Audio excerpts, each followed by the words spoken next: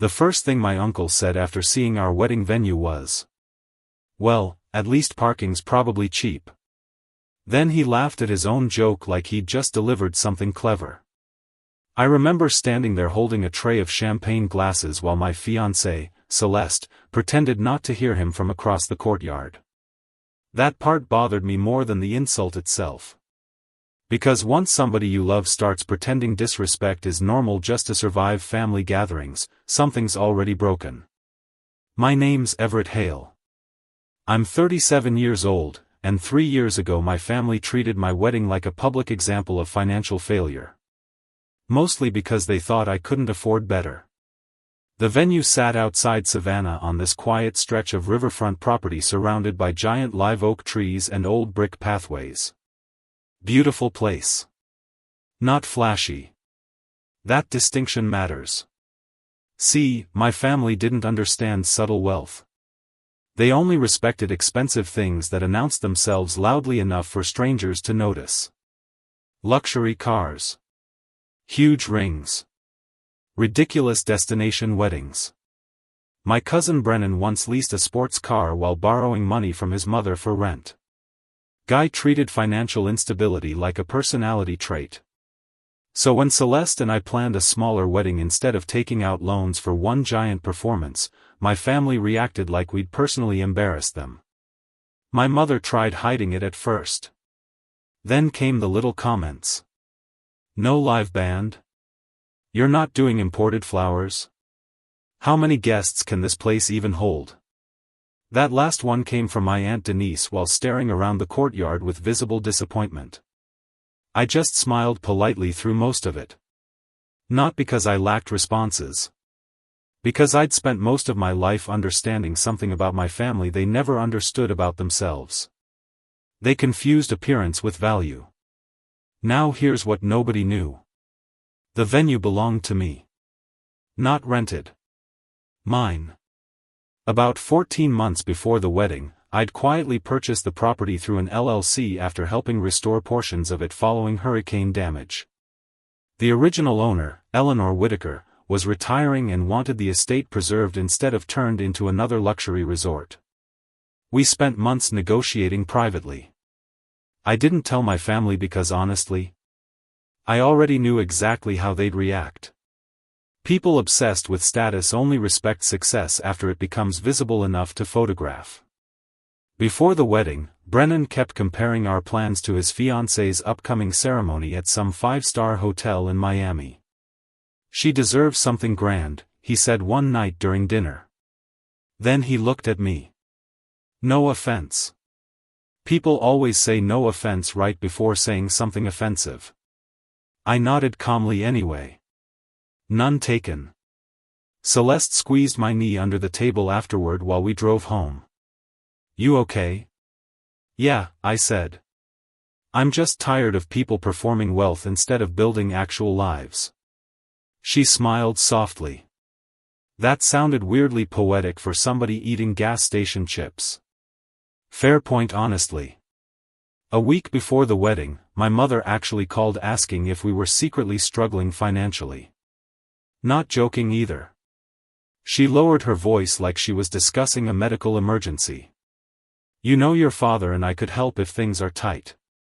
Tight. That word almost made me laugh. I remember standing in the estate library looking out toward the river while she spoke, surrounded by antique shelves and hardwood floors my restoration team spent months repairing. But I just answered calmly. We're fine, Mom. She sighed softly. I just don't want people talking. That sentence told me everything. Not happiness. Not marriage. Not whether Celeste and I felt loved or supported. Just appearances. People talking. Honestly, I think my family spent so much energy trying to look successful that they forgot how to actually enjoy their lives. The wedding day itself started beautifully. Warm breeze off the river. Golden sunlight through the trees. String lights hanging above the courtyard. Celeste looked incredible walking toward me. One of those moments where everything slows down slightly because your brain realizes this memory's gonna stay forever. And somehow my family still found ways to criticize things. My uncle complained about the bar selection. My aunt asked why the tables looked minimalist. Minimalist. Rich people really do create polite vocabulary for disappointment. Still, the ceremony itself felt perfect. Simple. Honest. Peaceful. Exactly what we wanted. Then came the reception. That's where things got ugly. About halfway through dinner, Brennan started loudly discussing after-parties downtown with several relatives. Like while speeches were literally still happening. Then my mother leaned toward Celeste and asked, "So when do guests usually leave here?" Here. Like the venue itself carried lower social status somehow. I watched Celeste smile politely while something behind her eyes dimmed a little. That hit me hard. Because she'd worked herself exhausted helping plan every detail while my family treated the entire event like a compromise instead of a celebration. Then Brennan stood up, checked his expensive watch dramatically, and announced, "We're probably gonna head out early if we want to make the rooftop reservation." Several relatives immediately agreed. My Aunt Denise even said, "Well, we stayed for the important part." The important part. Like supporting us afterward counted as optional labor. Yeah. That didn't sit right. I looked around the reception slowly while people gathered purses and jackets. Then I stood up calmly holding my champagne glass. "Before everybody leaves," I said, "there's actually something Celeste and I wanted to announce tonight." The room quieted slightly. Mostly because people assumed pregnancy announcement. Apparently weddings and babies are legally connected in family brains. I smiled lightly. "We just wanted to thank everyone for supporting the preservation of Whitaker Estate over the last year." Confused looks. Then I added, "Especially since this property officially became ours last spring." Silence. Real silence. Brennan stopped mid-jacket movement. My aunt blinked twice. "What do you mean yours?" my mother asked carefully. "I own the estate," I said calmly. "Celeste and I live here now." Nobody moved for maybe 5 full seconds. Honestly, it was incredible. Not because they looked shocked. Because for once, nobody had a prepared reaction ready. Then suddenly everything changed. Questions started flying immediately. "You bought this place? The whole property? How much land comes with it?" Funny thing is, the venue instantly became beautiful. Now suddenly everybody noticed the architecture. The gardens. The riverfront views. Interesting how ownership changes opinions.